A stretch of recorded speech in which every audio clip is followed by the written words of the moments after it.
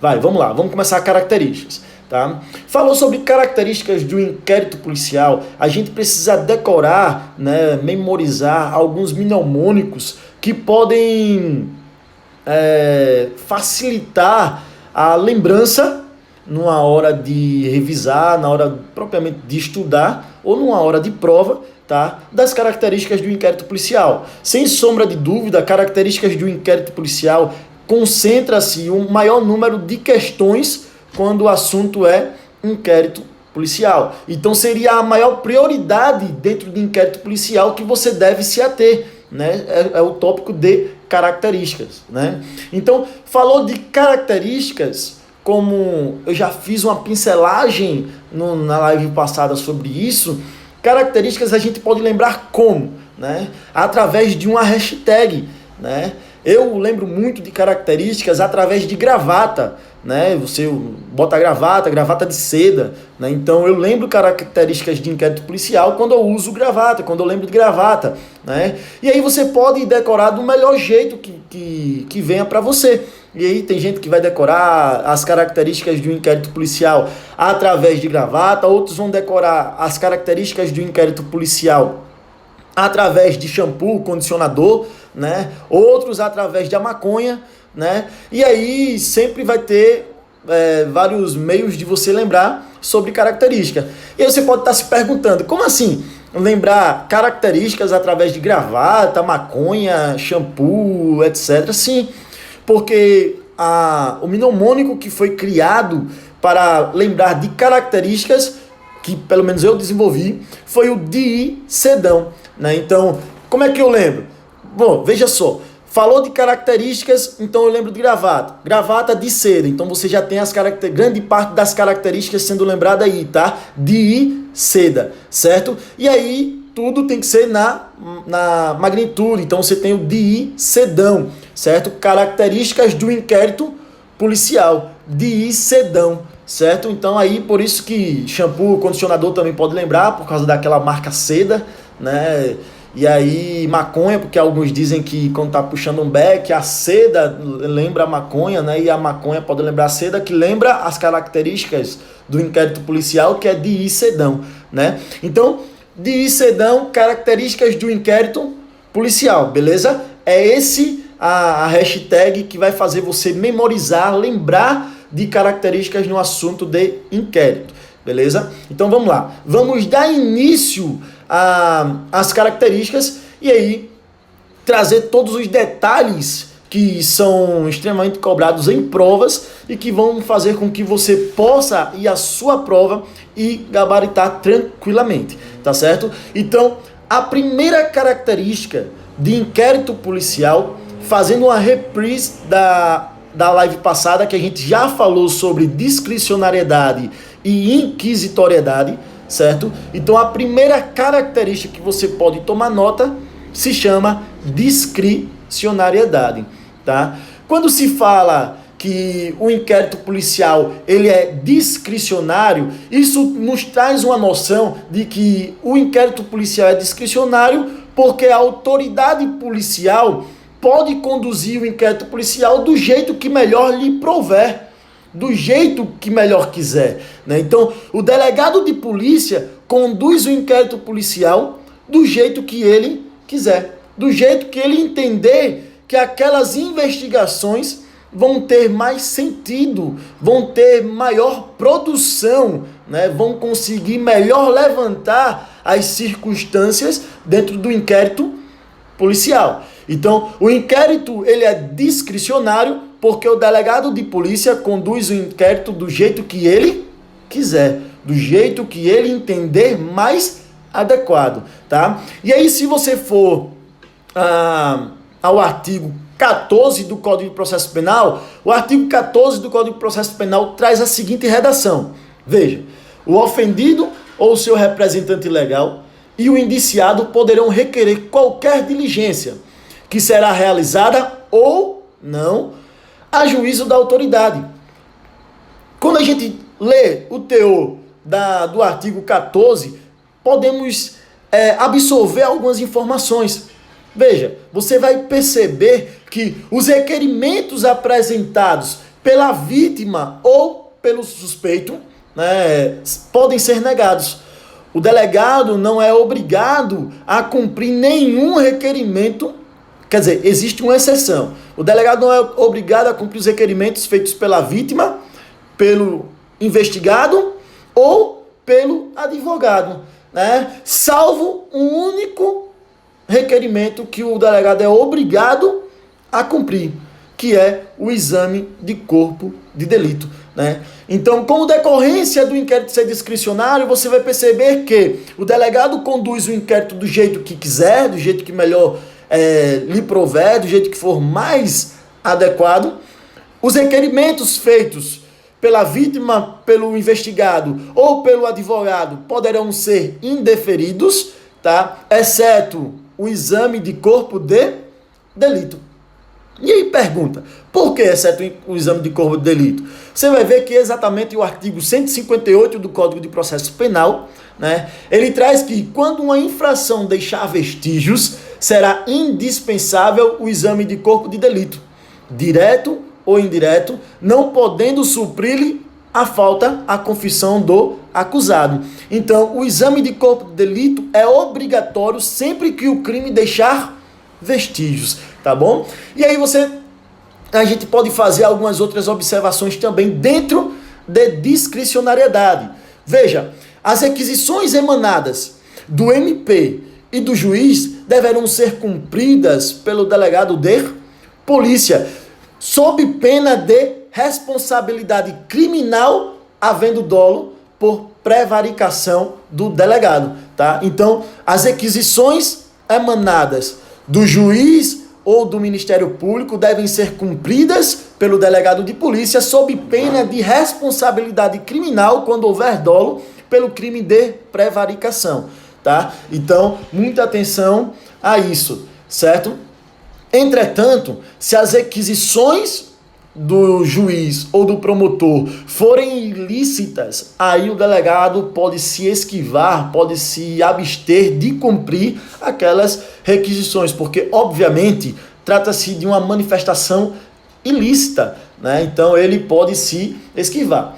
Veja, como decorrência também de que o inquérito ele é discricionário, você pode entender que o inquérito não tem rito, né? Quando fala que o inquérito não tem rito, significa o quê? Veja, rito nada mais é do que uma sequência lógica de atos que devem ser obrigatoriamente seguidas, né?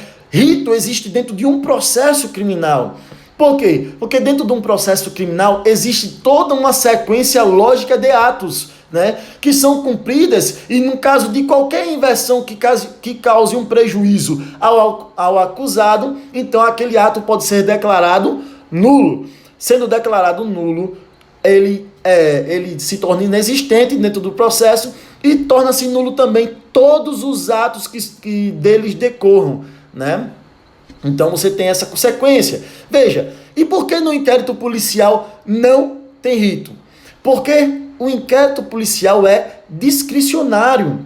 Então, se o delegado pode conduzir do jeito que quiser, do jeito que ele ache mais adequado, logicamente podemos perceber que não há um rito a ser seguido pelo delegado de polícia, tá? Por quê? Porque ele pode inverter atos, ele pode ouvir o investigado, ele pode ouvir uma testemunha, pode ouvir novamente o investigado, pode determinar a realização de uma perícia, né? Então, ele pode conduzir da forma que ele achar mais adequada para a finalidade que se busca ali, tá certo? Então, discricionariedade, as informações importantes a serem trazidas aqui para vocês são essas, tá? E a gente, como consequência, já segue o caminho aqui para uma segunda característica do DI-SEDAM, né? Que é o quê? Inquisitoriedade. O inquérito policial, ele é inquisitório, tá? Quando se fala que o inquérito policial é inquisitório, se trata de quê? Veja, é uma forma de gestão de um procedimento a característica principal é a concentração de poder em autoridade única. Quem seria essa autoridade? Essa autoridade é a pessoa do delegado de polícia, tá? Então, o inquérito ele é inquisitivo, ele é inquisitório porque todo o poder do inquérito policial é concentrado na mão do delegado de polícia, da autoridade policial. Como consequência desse conceito, você pode obter que, em regra, não é assegurado o contraditório e nem a ampla defesa. Então veja, em regra, não é assegurado o contraditório nem a ampla defesa. Por quê? Porque o inquérito ele é inquisitivo, né? Todo o poder é concentrado na mão do delegado de polícia, da autoridade policial, né? O inquérito policial é discricionário, tá? Porque o delegado pode conduzir do jeito que melhor quiser, da forma que ele acha mais adequada, tá? Com todos aqueles desdobramentos de observações que a gente fez. O inquérito policial, ele também é inquisitivo ou inquisitório, tá? Que nada mais é do que a concentração de poder em autoridade única. A autoridade única, estamos falando da autoridade policial, que é a pessoa do delegado de polícia, certo? E aí, veja, como decorrência desse conceito, significa que no inquérito policial, como consequência, não é assegurado contraditório nem a ampla defesa, tá? Não é assegurado contraditório nem a ampla defesa. Mas existe exceção, tá? Veja só, podemos trazer aqui para vocês duas exceções de que há contraditório ou ampla defesa dentro do inquérito policial, né? E qual seria essas exceções aqui? Veja, a primeira exceção que podemos trazer para você aqui do contraditório e da ampla defesa no inquérito policial significa o inquérito para expulsão de estrangeiro. Inquérito para decretar a expulsão de estrangeiro é assegurado o contraditório e a ampla defesa, tá bom? A segunda característica que podemos, a segunda exceção que posso trazer a vocês quanto à questão da inquisitoriedade, quanto principalmente à questão do contraditório e da ampla defesa, é o inquérito para apurar falta administrativa, né? No inquérito para apurar falta administrativa, vai ser assegurado o contraditório e a ampla defesa. Mas a gente precisa ter uma observação nessa segunda exceção, tá? Você tem que ver, primeiro ponto, o inquérito ele é inquisitivo porque todo o poder do inquérito é concentrado na mão do delegado de polícia. O inquérito, ele por ter uma concentração de poder na mão do delegado de polícia, ele traz uma consequência que não é assegurado o contraditório nem a ampla defesa, exceto duas situações. A primeira, inquérito para decretar expulsão de estrangeiro, e a segunda, inquérito para apurar falta administrativa, tá? Mas aí a gente precisa fazer uma observação nessa segunda exceção, que é o inquérito para apurar falta administrativa. Isso por quê? Porque no inquérito para apurar falta administrativa, a defesa técnica não necessariamente será realizada por um advogado, tá? Então veja, isso foi entendimento da súmula, formulado na súmula 5 do STF, que tem o seguinte teor: a falta de defesa técnica por advogado no processo administrativo disciplinar não ofende a Constituição. Então veja, se a falta de defesa técnica por advogado no processo administrativo disciplinar não ofende a Constituição, significa que tem contraditório ou ampla defesa, mas não necessariamente vai ser realizada por um advogado, tá? Então, essa súmula, tá? Ela não se aplica ao procedimento de apuração de falta administrativa, tá, disciplinar, previstas no artigo 59 e 60 da Lei de Execuções Penais, tá? Então, essa súmula da questão de exceção sobre o advogado, tá, no processo administrativo disciplinar, ela não vai ser aplicada no caso de falta administrativa disciplinar prevista no artigo 59 e 60 da Lei de Execução penal, certo? Isso foi a posição do STF quanto ao tema. O inquérito é inquisitivo, inquisitório, por causa da concentração de poder em autoridade única. A autoridade única investida na pessoa do delegado de polícia, tá? Como consequência, não há contraditório nem ampla defesa. E aí a gente, em regra, precisa entender que não é possível a condenação de um indivíduo apenas com base nos elementos informativos contidos no inquérito policial. Por quê? Porque não é assegurado contraditório nem a ampla defesa, então não pode o juiz basear uma condenação somente com base nos elementos informativos contidos no inquérito policial, né? Porque deve-se, dentro do processo, se assegurar o contraditório e a ampla defesa. Então, tudo que for tratado dentro do inquérito policial deve ser levado ao processo penal, submetido ao crivo do contraditório em um amplo acesso à defesa, e aí sim, tendo valor de prova, pode ser figurado, tá, para uma possível condenação do agente, certo?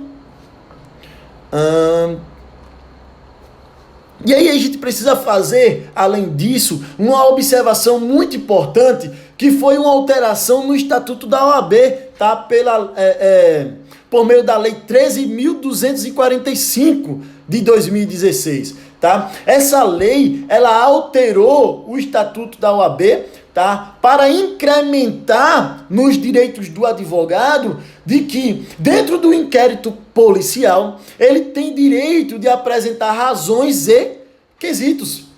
Então, o advogado agora, dentro do inquérito policial, ele pode apresentar razões e formular quesitos, tá? Então, veja, por mais que o inquérito seja discricionário, por mais que o inquérito seja inquisitivo, o advogado pode agora participar mais efetivamente, apresentando as razões, motivos, né? Apresentando quesitos, formulando quesitos, fazendo perguntas, né? Principalmente no depoimento, no interrogatório do investigado, né? Veja, no interrogatório do investigado, ele está sendo ouvido, certo? E o advogado, após terminar a oitiva, ele pode fazer complementações, tá? Formulando novas perguntas, né, que antes não era possível, mas agora, com o advento desta lei, o advogado pode formular perguntas ao seu cliente, para que aí ele possa esclarecer melhor, né, porque muitas vezes o cliente, quando é feita uma pergunta pelo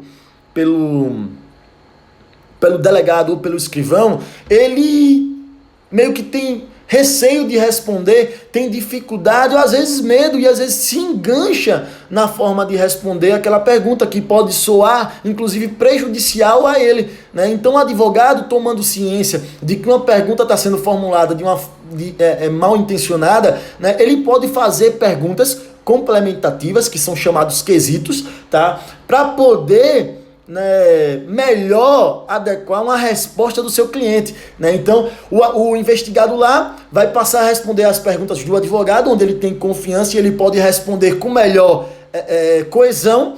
E aí essas perguntas têm que ser anotadas, e as respostas também, né? Inclusive, mesmo que seja uma resposta divergente daquela que foi feita pelo escrivão ou pelo delegado, tem que ser constado no interrogatório, certo? E aí, mesmo após os quesitos, o advogado pode chegar e fazer suas ponderações, né?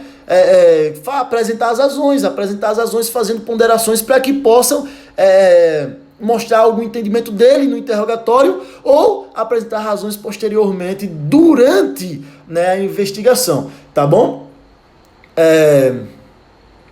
E aí, veja, dando continuidade, continua o advogado com o direito de requerer a colheita de provas, tá? Mas com muita atenção, essa colheita de provas será realizada ou não pelo delegado de polícia, pela sua vontade, né? Exceto o exame de corpo de delito. E aí, para que a gente possa entender melhor, é muito importante diferenciar, não requerimentos de requisições, né? Isso porque esse termo pode levar você a erro, tá? Isso não configura defesa técnica, tá bom? Isso é somente um direito do advogado de ser mais efetivo dentro do inquérito policial, não configurando a ampla defesa, né? Mas sim o exercício do direito de defesa, tá? Veja, requisição e requerimento. Requerimento é pedido, requisição é ordem, tá? Então, quem é que emite requisição, emana requisição, tá? Requisição somente juiz e Ministério Público, tá? Então, requisição, que é ordem, é feita por juiz e pelo MP.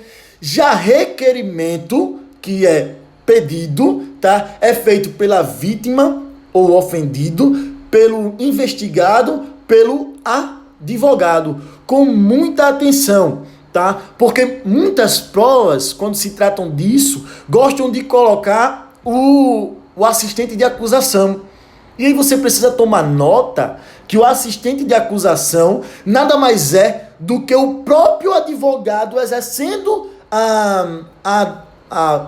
o seu mistério, sendo que na defesa da vítima ou do ofendido, tá? Então o advogado pode ser de defesa ou ele pode ser assistente de acusação. E mesmo o advogado na função, na qualidade de assistente de acusação, o advogado continua a fazer requerimentos, tá? Então, mesmo que o advogado esteja no exercício da assistência de acusação, ele não faz requisição. Requisição é própria do Ministério Público e do juiz. O advogado, seja de defesa ou assistente de acusação, faz requerimentos. O advogado pede, tá? Então, requisição é ordem, requerimentos é pedido, tá bom? Requisição, que é ordem, deve ser cumprida desde que seja lícita.